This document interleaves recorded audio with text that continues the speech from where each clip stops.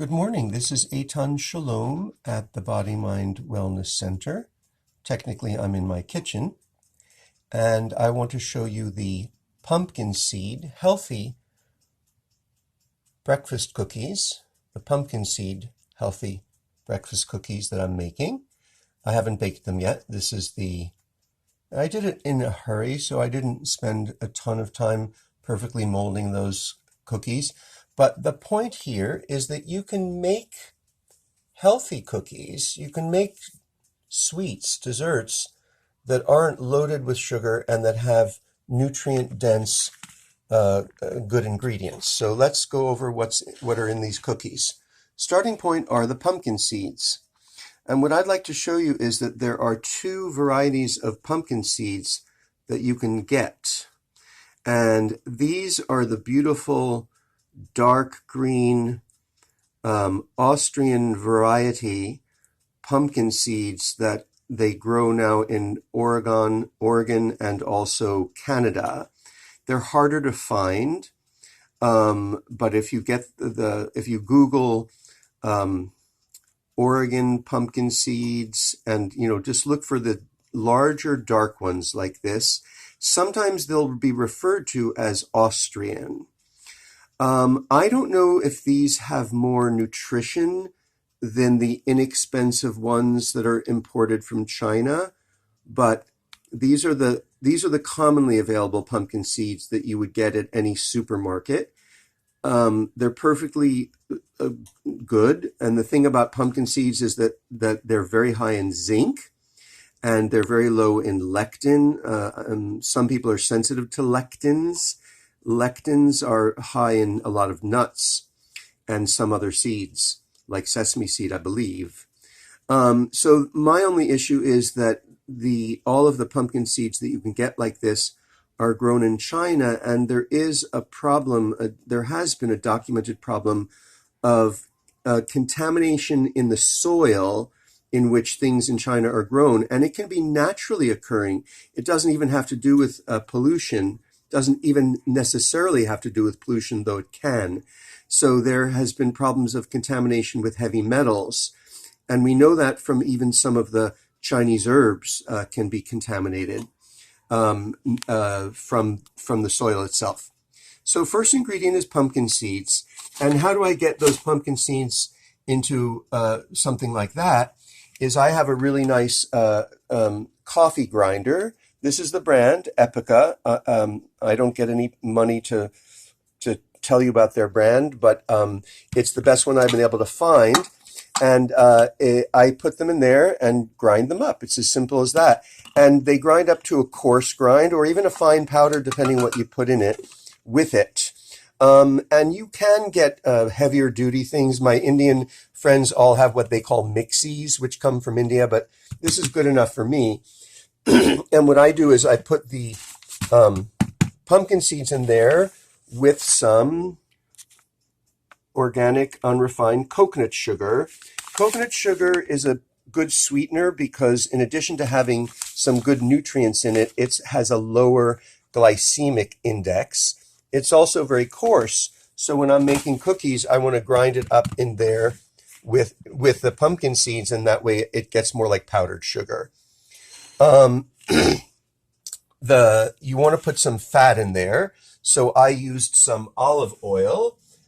Any kind of olive oil will do, but there are olive oils that have milder flavor and also that tolerate high heat. Generally, my Middle Eastern friends, when they're using an olive oil that's going to be exposed to high heat, they actually use refined olive oil. I get an oil that's from Sevilla in Spain. That's a particular variety of olive that will tolerate high heat for baking.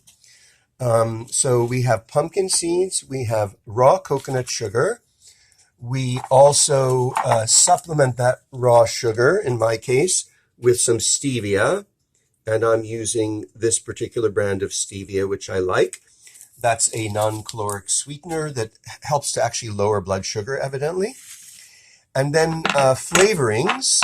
Pumpkin seeds have a very intense flavor, and so it's not amenable to what I often use in cookies, which is cardamom and saffron, but it is very amenable to cinnamon and vanilla. So I like, in this case, Saigon cinnamon. There's three kinds of cinnamon. Sri Lankan cinnamon, which is the one that lowers blood sugar. Indonesian cinnamon, which is a mild, medium flavor, which is what you generally get when you're getting cinnamon at the store. And Saigon cinnamon from Vietnam is a more intense, more warming cinnamon. We actually use it in Chinese medicine a lot for building what we call the kidney yang. And so the Saigon cinnamon, you can get it now very readily. I use that, and then I use vanilla extract. This is my favorite brand of vanilla extract, and I'm particularly partial of the vanilla that grows in Madagascar. Just when you use vanilla, make sure that it's authentic vanilla and not vanillin, which is an artificial flavoring. You can use any kind of liquid that you want. You'll have to add some liquid. You could use water. And also, sometimes I'll use butter. And then when I use butter, I might just use water. And you could use coconut milk, whatever milk you want. You can use a nut milk. You can use water. You can use cow's milk. I like to use soy milk. This is the only brand of soy milk that I drink. The reason why this is the only brand of soy milk that I recommend is that, first of all, it's not grown at the cost of the Amazon rainforest.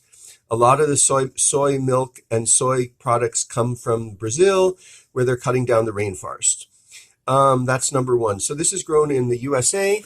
Second thing is that these good people at Eden Foods, who come out of what's called the macrobiotic tradition, they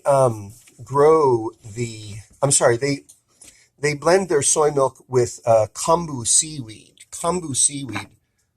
Kombu seaweed is used in Japanese culture for helping to digest heavier things like beans, especially beans. So be that as it may, those are the ingredients. Pumpkin seeds.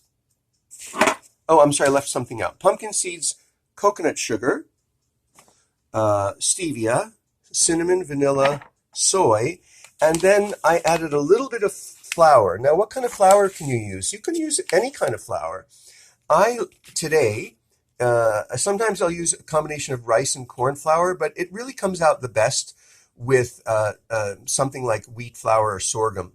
What kind of wheat flour is this? This is einkorn, organic einkorn flour. And it's a whole grain flour packed with fiber and protein. And einkorn is the only wheat variety that's never been, hybridized. So it's an ancient wheat. And it's interesting. It's a very coarse, I'm going to put some here. Yeah, it's a very coarse wheat. My friend who makes sourdough bread, that's what she uses, and I learned about it from her, actually. So that's the one that I get. This is the only variety I've seen, this Jovial brand. I get it at Whole Foods Market. Who knows where else you can get it. So now I have molded my cookies. So what you do is just like any other cookie, you whisk the nuts, the ground up nuts, and the flour, and the sugar, the dry ingredients, whisk them up, and then add your wet ingredients. And you can choose. I'm not going to tell you the amounts. I do it all by eyeball, and I just actually want to get this video done right now. I used probably 65% nut and 35% flour, maybe even less flour than that. Maybe the flour is only 20%. And by the way, you can make these completely gluten-free without any flour. Just grinding the nuts up with the sweetener, with the sugar, and putting fat, you can make those. I make those all the time as well, just to clarify that. And then I've just, and then you add the fat, and then you just mix it up, and I just take a lump and put it on this thing and then press it down with my fingers. I have decorated them with walnuts, pistachio nuts, sesame seeds, pumpkin seeds, and strawberry jam on those too. And I'm just going to cook these in the toaster oven. So I have my toaster oven preheated, and every toaster oven is different. I bake them at 375 in this particular toaster oven. Actually, let me put it that way.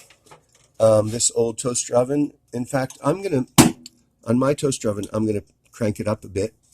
It doesn't really feel that hot in there, and it's an old toaster oven. And this particular brand, Black & Decker, I'm very unhappy with this toaster oven, so I'll plug them. I'll give them a negative plug. And that's it. I'm gonna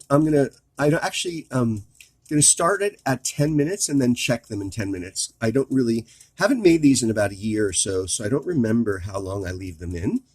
But that's it. I can't show you the finished product, but the finished product will look like a lovely cookie. Maybe I'll come back and, what I'll do is I'll post a picture of the finished product on my Instagram page. So you can follow me on Instagram, by the way, Eitan Shalom.